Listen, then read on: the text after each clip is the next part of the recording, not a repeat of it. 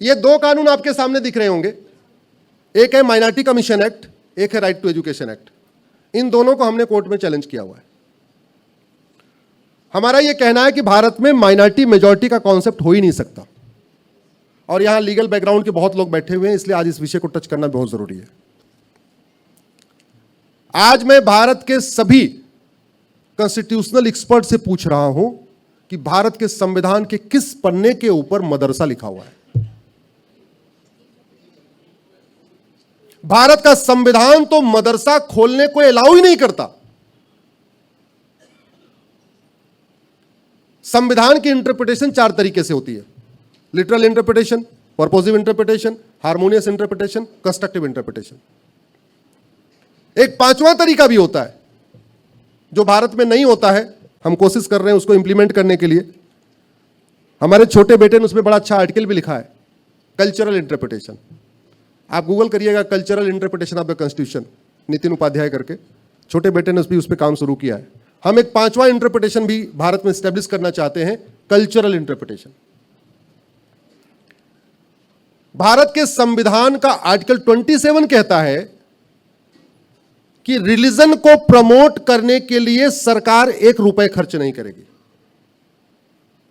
मदरसा में मानवता प्रमोट होती है, ह्यूमैनिटी प्रमोट होती है, या मजहब प्रमोट होता है? जोर से बोलिए जरा। मजहब। संविधान का आर्टिकल 28 कहता है कि किसी भी सरकार के द्वारा मान्यता प्राप्त स्कूल में, सरकार के द्वारा फंडेड स्कूल में कोई रिलीजियस टीचिंग नहीं होगी। मदरसों में सेकुलर टीचिंग होती है, रिलीजियस टीचिंग होती है? जोर से बोलिए जरा। तो 27 का वायलेशन हुआ, 28 का वायलेशन हुआ। अब आते हैं जिसके नाम पे मदरसा चल रहा है। मदरसा चल रहा है आर्टिकल 30 के नाम पे, और आप लोगों के पास व्हाट्सएप पे आता भी रहता होगा, आर्टिकल 30 को बदला जाए, आर्टिकल 30 को ये किया जाए। अरे भैया, आर्टिकल 30 को बदलने की जरूरत नहीं है, आर्टिकल 30 की सही इंटरप्रिटेशन करने की जरूरत है। मेरे पास ये आर्टिकल 30 में खोल के बैठा हूं, आर्टिकल 30 खोल के देखिए उसमें क्या लिखा हुआ है। उसमें लिखा है कि भारत के सभी नागरिकों को एजुकेशन इंस्टीट्यूशन खोलने का अधिकार है। रिलीजियस एजुकेशन इंस्टीट्यूशन नहीं, सिंपल एजुकेशन इंस्टीट्यूशन। इसका मतलब इंजीनियरिंग कॉलेज खोलने का अधिकार है, मेडिकल कॉलेज खोलने का अधिकार है, लॉ कॉलेज खोलिए, बीएड कॉलेज खोलिए, फार्मा कॉलेज खोलिए, और आईटीआई खोलिए, पॉलिटेक्निक खोलिए। मदरसा खोलने की इजाजत भारत का संविधान नहीं देता। ये जो मदरसे चल रहे हैं, ये सुप्रीम कोर्ट के माननीय जजों की गलती से चल रहे हैं, जिन्होंने आर्टिकल 30 को, रिलीजियस एजुकेशन इंस्टीट्यूशन को रिलीजियस एजुकेशन समझ लिया है। इसके ऊपर सबको खुल के बोलने की जरूरत है। आप नहीं बोलेंगे तो केवल मेरे अकेले बोलने से बात नहीं बनेगी, सब लोग बोलिए, आर्टिकल 30 को पढ़िए। आर्टिकल 30 एजुकेशन इंस्टीट्यूशन खोलने की इजाजत देता है, और जब किसी संविधान में किसी एक आर्टिकल में क्लैरिटी ना आए, तो आप सारे लोग एडवोकेट हैं, बहुत साफ साफ है, उस आर्टिकल के आगे पढ़िए, पीछे पढ़िए, और उससे भी क्लैरिटी ना आए तो प्रियम्बल के साथ पढ़िए कि प्रियम्बल का पर्पस क्या है, कॉन्स्टिट्यूशन का पर्पस क्या है। क्या भारत का ये जो मदरसा चल रहा है, पहली बात तो इजाजत नहीं है। आर्टिकल 27 कहता है कि मजहब के आधार पर 1 रुपए नहीं खर्च करना, आर्टिकल 28 कहता है रिलीजियस टीचिंग नहीं देना, आर्टिकल 30 कहता है एजुकेशन इंस्टीट्यूशन खोलना। चलो हम मान लेते हैं इसमें भी क्लैरिटी नहीं आ रही है, तो प्रियम्बल के कौन से गोल को मदरसा अचीव करता है? प्रियम्बल में लिखा है सेकुलरिज्म, मदरसा सेकुलरिज्म को प्रमोट करता है क्या? जोर से बोलिए जरा। प्रियम्बल में लिखा है डेमोक्रेसी, डेमोक्रेसी तो हराम है, मदरसे में सिखाया जाता है डेमोक्रेसी हराम है। प्रियम्बल में लिखा हुआ है liberty of thought, belief, faith and worship, सबको लिखने बोलने की आजादी है। मदरसे आजादी सिखाते हैं या गुलाम बनाते हैं मानसिक रूप से? जोर से बोलिए जरा। गुलाम बनाते हैं। Article 14 equality before law, equal protection of law, मदरसों में कहा जाता है सब लोग एक समान नहीं है, जो इस्लाम को माने वो पाक, जो नहीं माने वो नापाक, सब लोग समान नहीं है। आर्टिकल 14 का वायलेशन। मदरसे में आर्टिकल 27 कहता है, आर्टिकल 17 कहता है छुआछूत को नहीं, सरकार मतलब छुआछूत नहीं रोकने पे काम करेगी। मदरसों में छुआछूत सिखाया जाता है। अनटचेबिलिटी का मतलब केवल फिजिकल अनटचेबिलिटी नहीं होती, अनटचेबिलिटी का मतलब religious untouchability, spiritual untouchability, mental untouchability. मदरसों में तो अनटचेबिलिटी सिखाई जाती है। मुझे समझ में नहीं आ रहा है कि हमारे सुप्रीम कोर्ट ने के जजों ने गलती क्यों किया, जानबूझ के किया या नादानी में किया? अब आप लोग कहो, मुझको लगता है नादानी में कर दिया, इसीलिए मैंने एक और पीआईएल फाइल किया। हमारे सुप्रीम कोर्ट के माननीय जजेस जो एक गलती लगातार कर रहे हैं पिछले 75 साल से, वो धर्म को रिलीजन समझ रहे हैं, रिलीजन को धर्म समझ रहे हैं, जबकि धर्म और रिलीजन में जमीन आसमान का अंतर है। मेरी पीआईएल है, चल रही है, अभी केंद्र सरकार को नोटिस हुआ है। मैंने कहा कि प्राइमरी के स्कूलों में एक चैप्टर डालिए, पढ़ाइए बच्चों को धर्म क्या होता है, रिलीजन क्या होता है, उसमें धर्म और रिलीजन के 20 डिफरेंस क्या है वो मैंने अपनी पीआईएल में लिखा है। एक मैं आपको समराइज कर देता हूं, धर्म जोड़ता है और रिलीजन तोड़ता है। धर्म यूनाइट्स एंड रिलीजन डिवाइड्स, ये बेसिक डिफरेंस है। दुर्भाग्यवश हमारे माननीय सुप्रीम कोर्ट के जजेस आज तक धर्म और रिलीजन को एक समझ के बैठे हुए, इसलिए उन्होंने आर्टिकल 25 में जो फ्रीडम ऑफ रिलीजन था उसकी इंटरप्रिटेशन फ्रीडम ऑफ कन्वर्जन कर लिया। भारत का संविधान रीतियों की इजाजत देता है, कुरीतियों की नहीं। भारत का संविधान प्रथा की इजाजत देता है, कुप्रथा की नहीं। भारत का संविधान फ्रीडम ऑफ रिलीजन देता है, फ्रीडम ऑफ कन्वर्जन नहीं। भारत का संविधान फ्रीडम ऑफ स्पीच देता है, फ्रीडम ऑफ हेट स्पीच नहीं। ये 5 बार जो चल रहा है ये भी हेट स्पीच है, इसलिए हेट स्पीच को डिफाइन करना जरूरी है। और चलो एक बार मान ले कि जो माइनॉरिटी है वो अपना रिलीजियस एजुकेशन खोल सकते हैं, तो फिर सवाल आ गया माइनॉरिटी कौन है, माइनॉरिटी की यूनिट क्या होगी। अरे माइनॉरिटी की यूनिट सैकड़े में होती है कि भाई ये कम्युनिटी कुछ 100 है, इसको माइनॉरिटी मान लो, या माइनॉरिटी की यूनिट 1000 में हो सकती है, चलो ये वाली कम्युनिटी कुछ 1000 है, इसको माइनॉरिटी मान लो। भारत बड़ा है तो चलो लाख ले लो कि भाई ये वाली कम्युनिटी कुछ लाख है, 5 लाख है, 8 लाख है, 10 लाख है, इसको माइनॉरिटी मान लो। माइनॉरिटी की यूनिट करोड़ नहीं होती। मैं कई बार सुप्रीम कोर्ट में भी कह चुका हूं, आपके सामने भी कह रहा हूं, माइनॉरिटी की यूनिट करोड़ नहीं होती। जिसकी संख्या करोड़ों में हो उसको माइनॉरिटी नहीं कहते।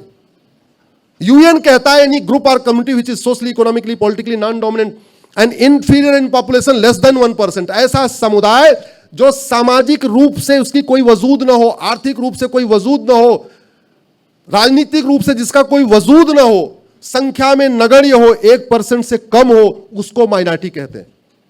यूएन की इसी डिफिनीशन को उठा के एक जैन साहब ने पीआईएल फाइल कर दिया। बाल पाटिल केस बड़ा फेमस केस है।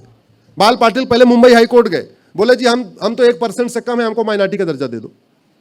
हाई कोर्ट ने कहा आपने यूएन की जो डिफिनीशन अडॉप्ट किया है उसमें लिखा तो है 1% से कम, लेकिन उसमें लिखा है socially, economically, politically non dominant. तो बोले जी पॉलिटिकली भी हम नॉन डोमिनेंट है, हमारे कोई सांसद नहीं है। बोले तुम इकोनॉमिकली डोमिनेंट हो, तुम पूरे भारत के अर्थतंत्र पे तुम ही चला रहे हो, इसलिए तुम्हें माइनॉरिटी दर्जा नहीं मिलेगा।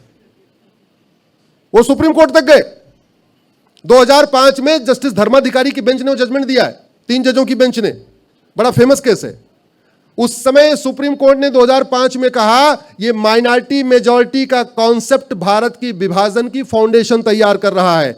1947 में रिलीजन के आधार पर भारत का विभाजन हुआ है। अगर यह माइनॉरिटी मेजॉरिटी का कॉन्सेप्ट चलेगा, यह देश को फिर से टुकड़े कर देगा। और जानते हैं 2005 में जजमेंट आया, उनको माइनॉरिटी का दर्जा देने से मना कर दिया, और अगले साल 2006 में माइनॉरिटी फिल्म मिनिस्ट्री बन गई। उसके पहले भारत में माइनॉरिटी फिल्म मिनिस्ट्री होती नहीं थी।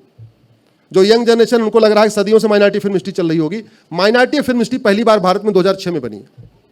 इसलिए मैंने इस कानून को चैलेंज किया है कि भारत में ये माइनॉरिटी मेजॉरिटी का कॉन्सेप्ट खत्म होना चाहिए। और उससे भी बड़ा पाप 2012 में हुआ, जब राइट टू एजुकेशन एक्ट बना तो इसमें लिखा था कि जहां भी 14 साल तक के बच्चे पढ़ेंगे वहां हर जगह लागू होगा।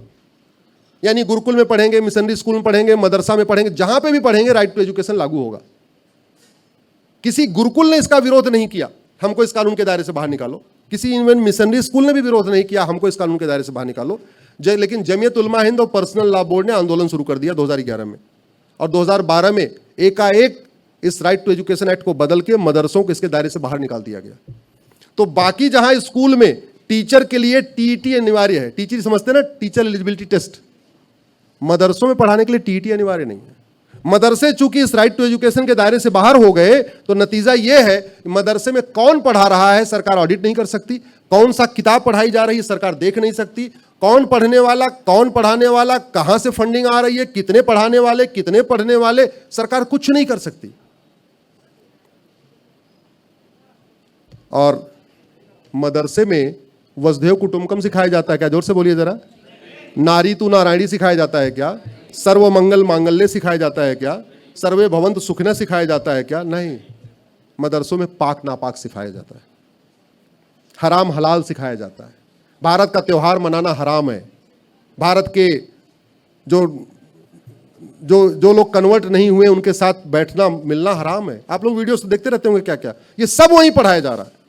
और अभी ऑपरेशन सिंदूर हुआ तो आपने सुना होगा कि हमारे सेना ने 9 आतंकवादी ठिकाने नष्ट किए, सुना ना आपने? वो आतंकवादी ठिकाना था क्या? वो हाँ, यस, वो आतंकवादी ठिकाना कोई ऐसा ऑडिटोरियम नहीं था। वो आतंकवादी ठिकाना कोई बैंकेट हॉल नहीं था। पाकिस्तान के आतंकवादी ठिकाने का मतलब ही होता है मरकज, मदरसा, मस्जिद। पाकिस्तान में ऊपर मरकज बनी होती है, नीचे आतंकवादी बैठे होते हैं। ऊपर मदरसा चलता रहता है, नीचे आतंकवादी बैठे होते हैं। ऊपर मस्जिद बना देते हैं, नीचे आतंकवादी बैठे रहते हैं। तो हमारी सेना जाती है वहां के मदरसों को, मरकज को गिरा के आती है। ऊपर से बम करती है तो मरकज मदरसा गिरता है, नीचे जो बैठे वो भी जाते हैं, प्यारे हो जाते हैं 72 के पास। लेकिन सवाल यह है, पाकिस्तान से ज्यादा मदरसे तो भारत में है, और भारत के मदरसों पे हमारी सेना मिसाइल गिरा सकती है क्या? क्या करना पड़ेगा? कानून बदलना पड़ेगा, संविधान की सही व्याख्या करनी पड़ेगी, संविधान का कल्चरल इंटरप्रिटेशन करना पड़ेगा, संविधान का पर्पोजिव इंटरप्रिटेशन करना पड़ेगा। बहुत दिक्कतें ये हुई हैं। हमारे जो शुरुआत के जो जजेस थे सुप्रीम कोर्ट के, चूंकि उनके पेरेंट्स अंग्रेजों के ज़माने में बैरिस्टर थे, उनकी पूरी पढ़ाई लिखाई कॉन्वेंट की हुई थी, तो उनको धर्म और रिलीजन के बीच का अंतर नहीं पता। उन्होंने संविधान की व्याख्या थोड़ा ठीक से नहीं किया, भारत के सुरक्षा को ध्यान में रखते नहीं किया। उस व्याख्या को ठीक कराना है, लेकिन उस व्याख्या को ठीक कराने का तरीका है जैसे मुंबई में सारे वकील इकट्ठा हुए हैं, ऐसे सारे जिलों में वकील इकट्ठे हों। तो मैं तो विश्व हिंदू परिषद से कहूँगा, भाई साहब ऐसा कार्यक्रम प्रत्येक जिले में रखिए, एक एक कर रखिए, सबको जगाना होगा। आज ही आप एक नोडल जो है, एक नोडल किसी को अपॉइंट कर दीजिए कि कम से कम महाराष्ट्र के सभी जिलों में एक बढ़िया अपना जिस तरीके का आज कार्यक्रम हुआ है सभी में होगा। नहीं तो ब्रिजेश जी को बना दीजिए, तो कुछ दिन के लिए वकालत छोड़ दो भाई, ये काम करो, धर्म बचेगा तो वकालत वकालत होती रहेगी। बहुत बहुत धन्यवाद, बहुत बहुत आभार। भारत माता की, भारत माता की, भारत माता की। एक बार आप लोग खड़े हो जाइए, एक मेरा नारा है वो लगा लीजिए। ये हमारा नारा हैक कर लिया वामपंथियों ने। आपको पीछे पीछे बोलना है, हमें चाहिए आजादी। जोर जोर से बोलना है, पूरे हाथ की एक्सरसाइज करते हुए।